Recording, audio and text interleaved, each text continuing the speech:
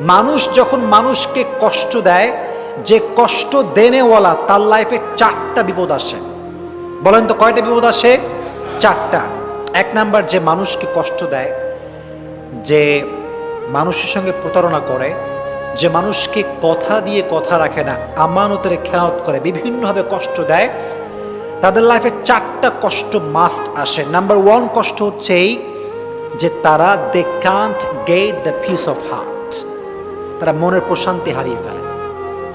মনের প্রশান্তি কোথাও তারা খুঁজে পায় না। মনে রাখবেন, যদি আপনি কাউকে কষ্ট দিয়ে থাকেন তাহলে আপনার মনের যে সুকুন, যে রাহাত, যে পিস, যে শান্তি, এটা হারিয়ে যাবে।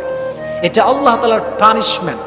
একজন বান্দা যখন আর একজন বান্দায় কষ্ট দেয়, তখন আল্লাহ তাআলা তার হৃদয়ের সমস্ত শান্তি কেড়ে নেন।